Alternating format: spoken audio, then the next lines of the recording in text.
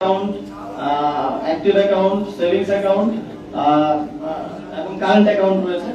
তার মধ্যে পাঁচটি অ্যাকাউন্ট মিলে মোট ক্রেডিট আছে ৫,৪৭,৭১১ টাকা। কিন্তু আমার বাবার সার্ভিস লোন আছে, তিনি যেহেতু শিক্ষক, তিনি ১০ লাখ টাকার একটা সার্ভিস লোন নিয়েছিলেন, যেটা প্রতি মাসে কেটে ওনার স্যালারি থেকে কেটে নেওয়া হয়। সার্ভিস লোন এখনো পেমেন্ট বাকি আছে ৬,৩৯,৭৪৬ টাকা। সুতরাং যা ক্রেডিট আছে সেটা যদি বাদ দিয়ে আমরা, তাহলে তিনি এখনো ৮২,০৩৫ টাকার মতো দেনায় আছেন আর কি। আর আমার মায়ের একটা অ্যাকাউন্ট আছে, সেখানে ২১,১৫৪ টাকা আছে। আমার স্ত্রীর একটা অ্যাকাউন্ট আছে, সেখানে ৬১৩ টাকা আছে। আমার নিজের দুইটা অ্যাকাউন্ট আছে, দুটার মধ্যে একটা আমার ব্যক্তিগত অ্যাকাউন্ট, সেটা হচ্ছে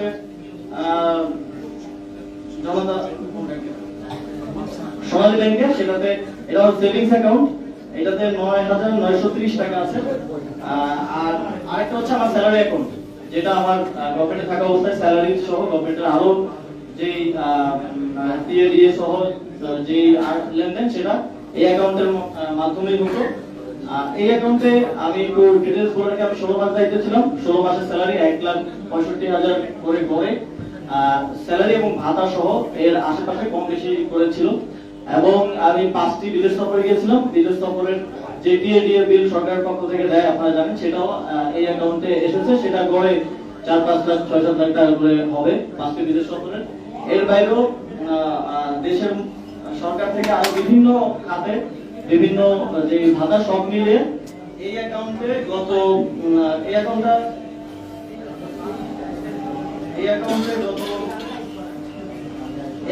এখন আছে ৯,৭৮,৬২৬ টাকা।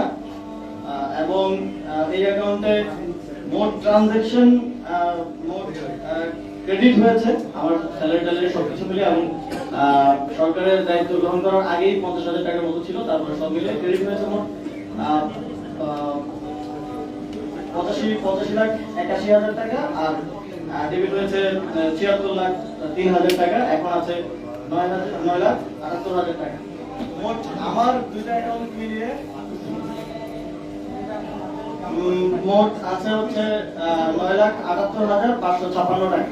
তো এই ৮৫ লাখের মধ্যে আমি যেটা বললাম, স্যালারি আছে অলমোস্ট গড়ে যদি ১,৬৫,০০০ করে ধরি, তাহলে অলমোস্ট ২৫ লাখের মতো, ২৫ লাখের টোটাল ট্রানজাকশনের মধ্যে। আর ৫টা বিদেশ সফরের প্রায় ৩৫-৪০ লাখ টাকার মতো হবে। আপনারা ডিটেইলসে যখন সফটওয়্যারে আমরা দেখব, সেখানে দেখতে পাবেন।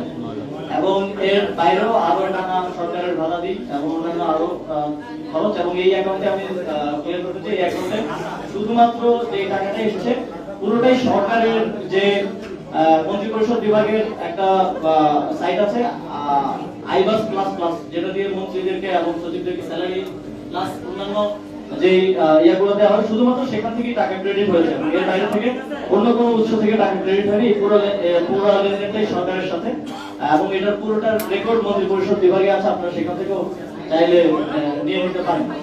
তো এটা হচ্ছে সামারিলি আমার আমার এবং আমার পরিবারের মোট ৯টা ব্যাংকের যে তথ্য আছে সেটার হিসাব।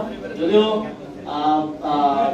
বাংলাদেশ ব্যাংকের বিএফআইইউ তারা শুধু আমার অ্যাকাউন্টের তথ্য চেয়েছে, আমি আমার পরিবারের অ্যাকাউন্টের তথ্য সহ দিলাম অতিরিক্ত স্বচ্ছতার জন্য। এবং এই সবগুলো আমরা সফটওয়্যারে আপনাদেরকে প্রোভাইড করে দিব সামারি সহ, সেখান থেকে আপনারা ডিটেইলস জেনে নিতে পারবেন। তারপরে যদি কোনো কিছু নিয়ে সন্দেহ থাকে বা কোশ্চেন থাকে, তাহলে সেটা আমাদেরকে করতে পারেন। আমাদের পার্টির যিনি মিডিয়া দেখেন, মিডিয়া টিম আছে, তাদের মাধ্যমে, অথবা আমাকে সরাসরি আপনারা জানতে চাইতে পারেন।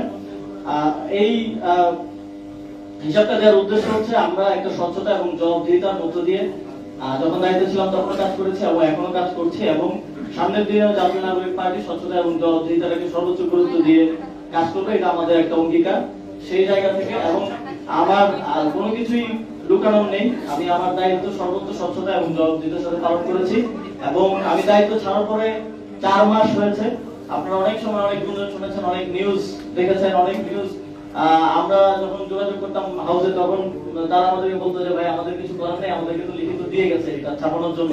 আপনারাও হয়তো অনেক সময় এই বিষয়গুলোর অভিজ্ঞতা পেয়েছেন।